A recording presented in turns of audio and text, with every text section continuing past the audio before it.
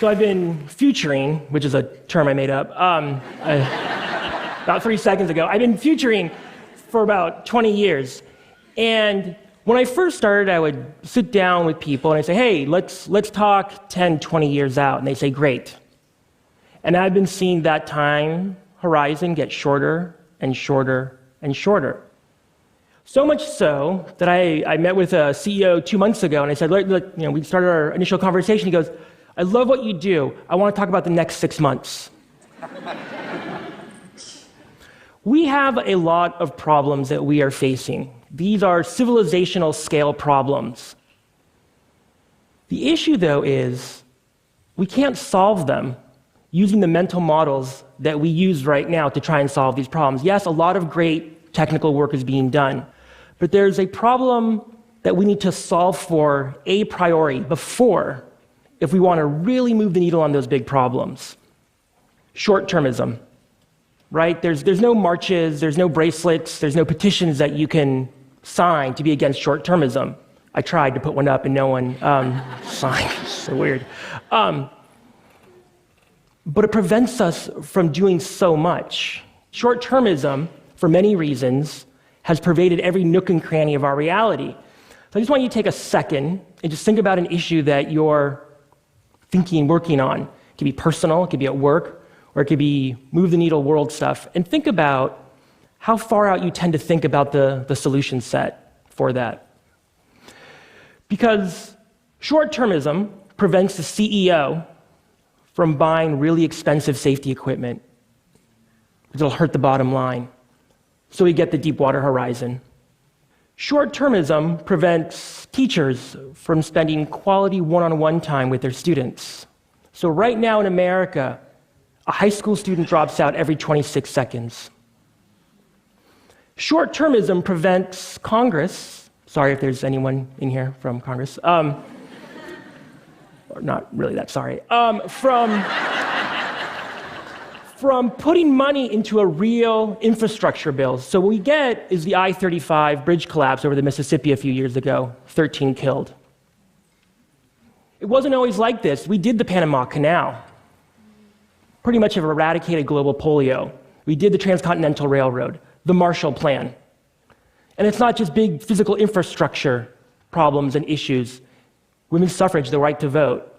But in our short-termist time, where everything seems to happen right now, and we can only think out past the next tweet or timeline post, we get hyper-reactionary. So what do?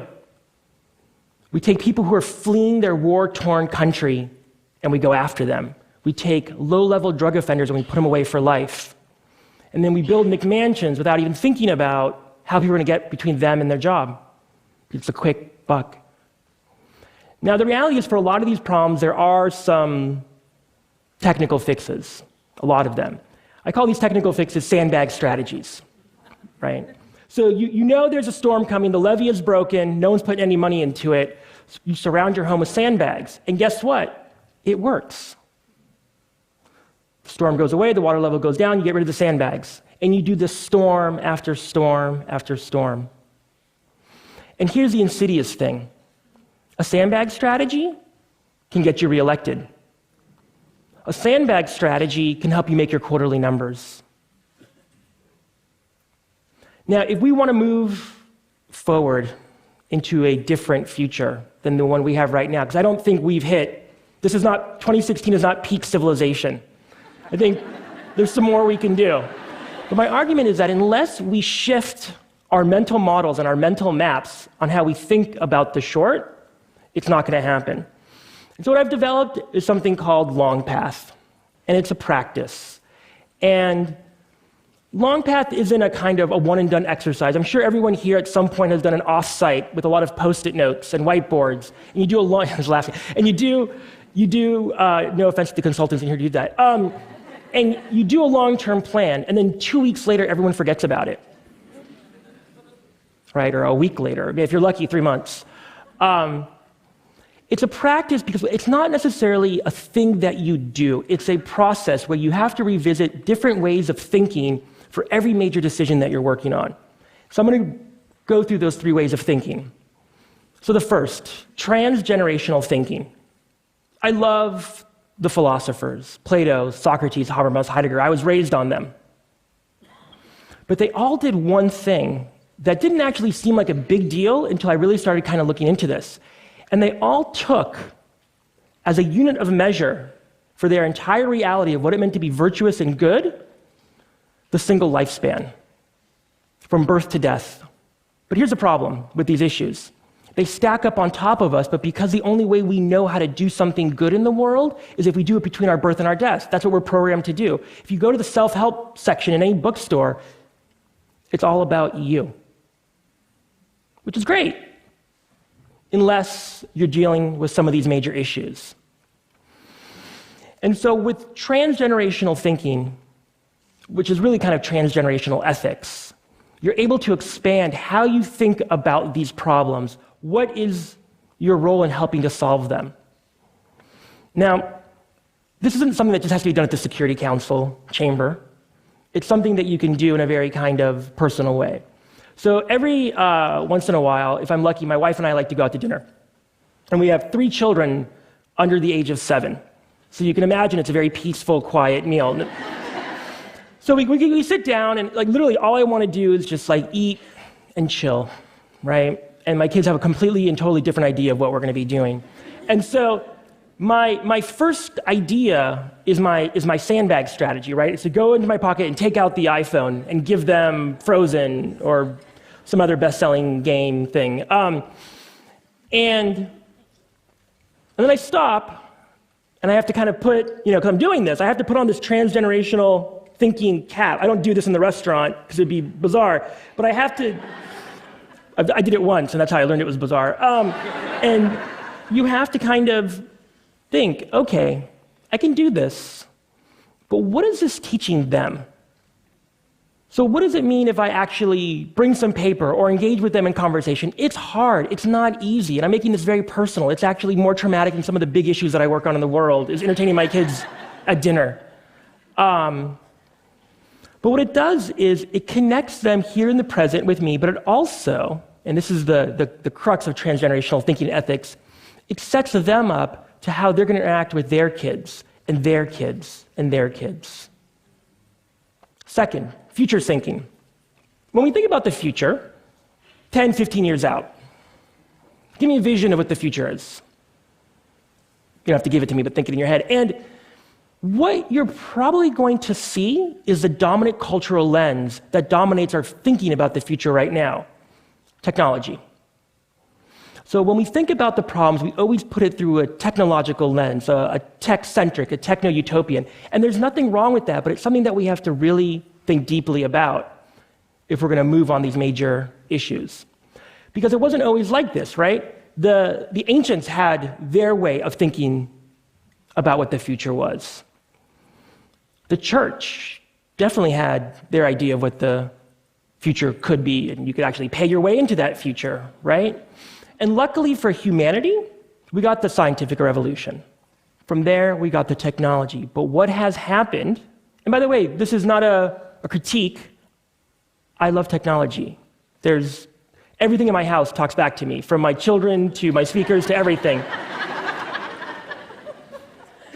But we've abdicated the future from the high priests in Rome to the high priests of Silicon Valley. And so when we think, well, how are we going to deal with climate or with poverty or homelessness, our first reaction is to think about it through a technology lens. And look, I'm not advocating that we go to this guy. This is not, and I love Joel, don't get me wrong. But I'm not saying we go to Joel. What I'm saying is we have to rethink our base assumption about only looking at the future in one way, only looking at it through the dominant lens, because our problems are so big and so vast that we need to open ourselves up. And so that's why I do everything in my power not to talk about the future. I talk about futures. It opens a conversation again. So when you are sitting and thinking about how do we move forward on this major issue, it could be at home, it could be at work, it could be, again, on the global stage. Don't cut yourself off from thinking about something beyond technology as a fix, because we're more concerned about technological evolution right now than we are about moral evolution. And unless we fix for that, we're not going to be able to get out of short-termism and get to where we want to be. The final, telos thinking. This comes from the Greek root, ultimate aim and ultimate purpose. And it's really asking one question: to what end? When was the last time you asked yourself, to what end?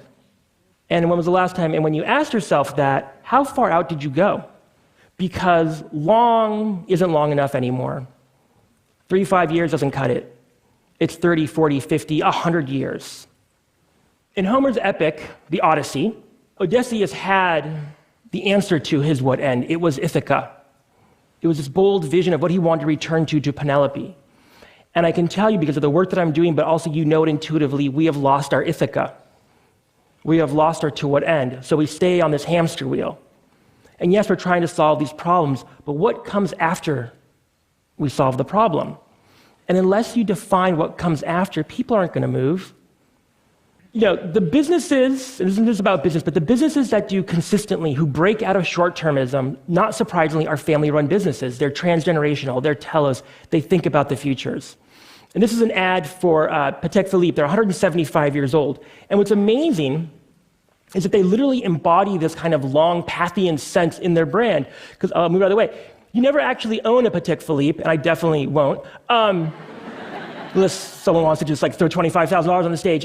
You merely look after it for the next generation. So it's important that we remember the future. We treat it like a noun. It's not. It's a verb. It requires action. It requires us to push into it. It's not this thing that washes over us. It's something that we actually have total control over. But in a short-term society, we end up feeling like we don't. We feel like we're trapped.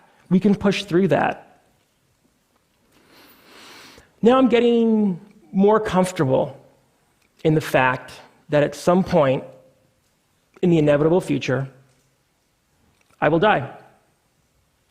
But because of these new ways of thinking and doing, both in the outside world and also with my family at home, and when I'm leaving my kids, I get more comfortable in that fact. And it's something that a lot of us are really uncomfortable with, but I'm telling you, think it through. Apply this type of thinking, and you can push yourself past what's inevitably very, very uncomfortable. And it all begins really with yourself asking this question: what is your long path? But I ask you, when you ask yourself that, now or tonight or behind the steering wheel or in the boardroom or the situation room, push past the long path. What's my long path the next 3 years or 5 years? Try and push past your own life if you can, because it makes you do things a little bit bigger than you thought were possible. Yes, we have huge, huge problems out there. With this process, with this thinking, I think we can make a difference. I think you can make a difference, and I believe in you guys. Thank you.